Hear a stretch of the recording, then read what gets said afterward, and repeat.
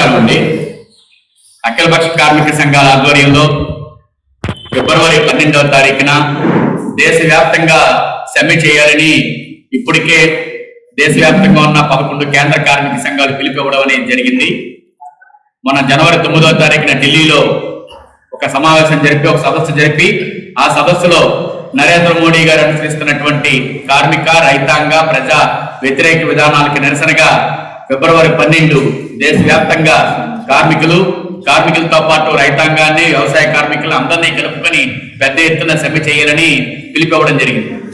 దీనికి ముఖ్య కారణం కార్మికులు పోరాడి సాధించుకున్నటువంటి కార్మిక చట్టాలు ఏవైతే ఉన్నాయో బ్రిటిష్ కాలం నాటి చట్టాలను కూడా ఈ రోజున 29 చట్టాలని 4 లేబర్ కోడ్స్ గా మార్చి కార్మికులు ఏ హక్కులు లేకుండా పూర్వం బానిసల్లాగా చేసే విధంగా కార్మిక చట్టాలన్నింటినీ మార్పు చేసింది.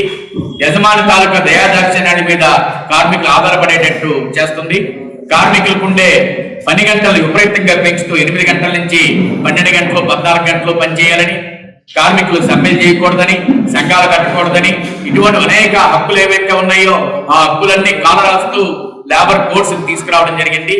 కాబట్టి కార్మికులను బానిసలుగా చేసేటటువంటి ఈ లేబర్ కోడ్స్ తక్షణమే రద్దు చేయాలి అన్న ప్రధానమైన డిమాండ్ తోటి ఈ సమ్మె జరుగుతుంది. దీంతో పాటు ప్రభుత్వం ఏదైతే ప్రభుత్వ రంగ సంస్థలు ఉన్నాయో ఈ సంస్థలన్నింటినీ చౌకగా కార్పొరేట్ కంపెనీలకి కట్టబెట్టడమే ధ్యేయంగా పనిచేస్తుంది నరేంద్ర మోడీ ప్రభుత్వం. అలాగే రాష్ట్రంలో ఉండే కూటమి ప్రభుత్వం కూడా దానికి వంత పాడుతూ రాష్ట్రంలో ఉండే కార్మిక వర్గానికి ఏమాత్రం జీతభత్యాలు పెంచకుండా ఉద్యోగ భద్రత లేకుండా చేస్తూ ఉన్నారు.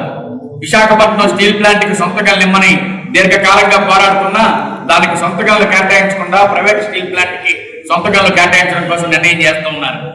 మొత్తం ప్రభుత్వం ఎల్ఐసి, బ్యాంక్స్, ఇన్సూరెన్స్, పోస్టులు, టెలికామ్ ఇటువంటి వాటన్నింటినీ కూడా ఈ రోజున కార్పొరేట్ కంపెనీలకు కట్టబెట్టాలని చూస్తున్నారు. కాబట్టి ప్రైవేటీకరణ విధానాలను తక్షణమే విరమించుకోవాలి. అలాగే మన రాష్ట్రంలో గత 12 సంవత్సరాల పైబడి కనీస వేతనాల జీవోలను సవరించట్లేదు.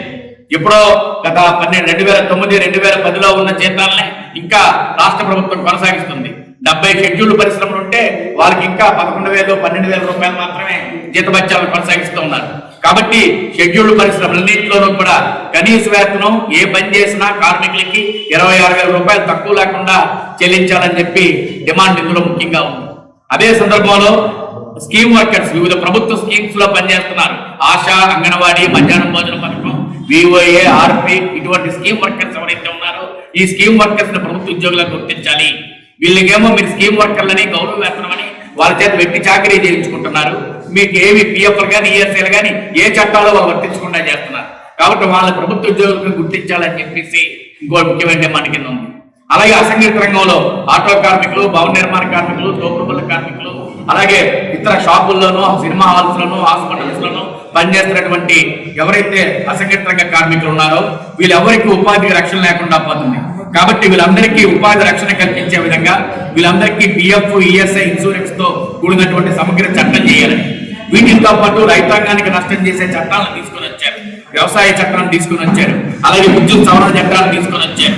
విత్తనాల సవరణ చట్టాన్ని తీసుకుని వచ్చారు. గ్రామీణ ఉపాధి హామీ నాశనం చేసేటువంటి విధంగా పేరు మార్చి ఆ చట్టాన్ని రద్దు చేస్తే పరిస్థితి తీసుకొస్తున్నారు. కాబట్టి వీటన్నింటికీ వ్యతిరేకంగా కార్మికుల్ని, రైతాంగాన్ని, ప్రజల్ని ఐక్యం చేసి ఈ ఫిబ్రవరి 12వ తారీఖున జరిగే సమ్మెలో దేశవ్యాప్తంగా ఖబర్దార్ నరేంద్ర మోడీ, నువ్వు ప్రజా వ్యతిరేక విధానాలు మానుకోకపోతే నీకు భవిష్యత్తులో నీకు పునాదులు లేకుండా చేస్తామని హెచ్చరిక చేసే విధంగా ఈ సమ్మె జరగబోతుంది.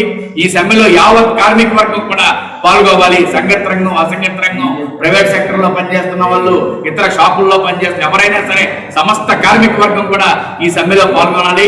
ఈ సమ్మెలో పాల్గొనడం ద్వారానే సమ్మె హక్కు మా జన్మ హక్కు అని కార్మికులు ఏదైతే అనుకున్నారో ఆ హక్కులను కాపాడుకున్నారో అవుతాం.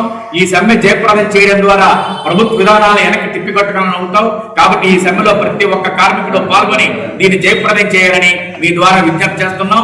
సమ్మె రోజు ఎక్కడికక్కడ భారీ ప్రదర్శనలు, నిరసన ప్రదర్శనలు, ర్యాలీలు చేయాలని, ఈ సమ్మెను జయప్రదం చేయడం కోసం అన్ని చోట్ల కూడా బైక్ ర్యాలీలు, అలాగే మానవహారాలు, గ్రూప్ మీటింగ్లు, సదస్సులు ఇటువంటివన్నీ కూడా నిర్వహించి పోస్టర్లు, కరపత్రాలు, లక్షలాది కరపత్రాలు కార్మిక వర్గంలో తీసుకొని వెళ్ళి ఈ సమ్మెని జయప్రదం చేయడం కోసం ప్రతి ఒక్కరిని విజ్ఞప్తి చేస్తున్నాం. కాబట్టి యావత్ కార్మిక వర్గం కూడా ఈ సమ్మెలో పాల్గొని జయప్రదం చేయాలని మరొకసారి మీ ద్వారా తెలియజేస్తున్నాం.